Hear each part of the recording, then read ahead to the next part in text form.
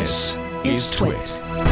Hey, what's going on, everybody? I am Matt Pruitt, and I had the honor and pleasure to be able to get my hands on the latest and greatest camera from the folks at Nikon, and that is the Nikon Z9 4-frame mirrorless camera, 4-frame professional mirrorless camera. And yeah, this is a pretty cool experience for me, because I went to a local camera shop here in Santa Rosa, California, and even that sounds a little bit crazy to say, local camera shop. I mean, those things are so few and far between these days. But anyway, I digress. The Nikon folks, they had a representative come to town and come to the local camera shop and allow folks to put their hands on the latest 4-frame professional mirrorless camera, the Z9. I'm going to say Z this time because everybody's not from the US watching this. The Z9, and it is an amazing piece of equipment. But I got to be honest with you. If you compare it to the other bodies that are out there from the likes of Sony and the likes of Canon, you're going to get pretty much what you expect when it comes to having a 4-frame mirrorless camera today. The body feels good. It's not super duper chunky, anything like that, but it does have the additional batteries and extra grip and so forth, just like a professional camera should have.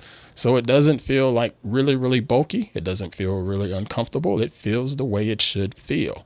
Again, I didn't get a lot of time with it. It was just nice enough to be able to get my hands on it and just sort of fondle the device a little bit and go from there. I was able to snap it and shoot stills with it, but I couldn't view those files or anything like that. Not yet anyway, but maybe that'll come later on down the road. But my first impressions of it is this is a nice camera, a very nice camera. And it should be, because it's the pro grade version from their product line. Okay, so let's give you a quick rundown of the tech specs and just my brief 2 cents with comparison to the other options that are out there. Okay, so from a tech standpoint, this sensor is a 45 megapixel sensor. It is allowing you to shoot it at 30 frames per second, JPEG only, 25 frames per second, JPEG and RAW. But if you really want to try to get some images out really fast, say you're like at the Olympic Games shooting the 100-meter dash, you need to get these images right back up to your editor so it can be published to the latest magazine, newspaper, what have you. You can shoot up to 120 frames per second at 11 megapixels. Yes, that's a lot smaller resolution, but they're still going to look pretty dadgum good on this particular sensor. Another benefit of the sensor is that it claims to not have a blackout on it. So if you're shooting high speed with your frame rates, normally when you do that, you get just milliseconds of a blackout as you're following your subject along in the frame. Well, Nikon claims to not have any blackout at all on this. I would like to see this. I didn't get to test that out, but we shall see if I can get my hands on a demo unit of the Z9. But yeah, you get that, and you also get 8K video capabilities up to 30 frames per second. Of course, that includes also HD and UHD. Shooting in ProRes 422HQ codec. But you can also get a firmware upgrade that's coming in early 2022, I believe is what he told me. That's going to allow you to shoot up to 12-bit and also ProRes RAW internally, right onto your camera on the media that you have there, not recording externally to a monitor like a Atomos Ninja or something like that. So that is pretty daggum big to be able to handle that internally. And they're touting that there's no overheating, stated that you could record 8K on this device for up to 2 hours straight without any overheating or just this camera just wigging out on you. Sony couldn't say that at one point, and Canon couldn't say that at one point. So it's nice to see that they put these things in place prior to getting it out and about to the public. Pretty good stuff. Another quirk on it, well, it's not a quirk, but we have a couple things here to mention. The dual card slots on this device. It comes with two card slots on it, and they're both CF Express Type B card slots. A lot of times you get dual card slots on the camera, and one slot is a really fast slot and the other slot is just sort of it's okay, but nowhere near as fast as the primary slot. I do enjoy that both of the slots on here are identical and they are super duper fast, as well as it's going to cost you a little less money on buying the storage, because you can still use a UHS-2 SD card or a XQD card on these slots. So if you already have those, you may be in for a little bit of a benefit because you're not having to buy more storage for your new camera.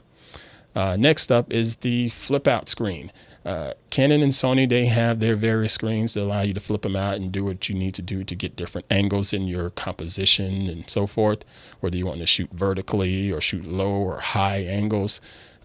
Nikon has changed the way they do their bit of a flip out screen. It used to just be a flip up, which I didn't really care for, or flip down. I wanted more angles. They definitely give you more angles here. It has a bit of a 4-way tilt screen on it, and it's pretty interesting, and quite frankly, it is rather durable. I watched the representative just literally hold the camera from the rear LCD as if nothing was totally wrong with doing that. I cringed the whole time, but the camera was just fine. Now, so let's take a look at the pricing on this.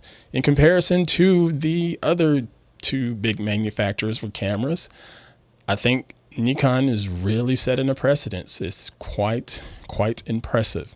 Okay, so let's do a comparison. Sony's flagship A1, you're going to pay about $6,500 for that camera. And I sort of expected that. It's a 50 megapixel 8K recording professional grade camera. Canon's latest R3, even though they're not claiming it to be their flagship just yet, that one is going to cost you about $6,000, and it's a 24 megapixel camera with all of the bells and whistles of a pro grade camera. And it's only, it's 24 megapixels. So now step into Z9, 45 megapixels, 8K recording, and a lot of other just super duper fast autofocus and stuff that you expect out of a pro grade camera. It's coming in at $5,500. So that's $1,000 cheaper than the Sony one, $500 cheaper than the Canon, and really just trying to set a precedence there. Okay, so yeah, I am a fan of Canon. That's no big secret there. I love my Canon gear and probably will continue to shoot Canon gear, but you got to give credit where credit is due. That price point and that tech sheet that's coming from Nikon, quite impressive. I hope I can get my hands on one to play around with it and dive into it a little bit more just to see what the shooting experience is like beyond being in the local camera shop. So stay tuned for that. But I just wanted to get this out to you and share my thoughts on the latest and greatest of the Nikon Z9 full frame professional grade mirrorless camera. Oh, these names are just quite long, right? Okay, that's going to do it for today. Y'all stay tuned. Hopefully I get my hands on the demo unit and we'll dive into this thing even more. Take care.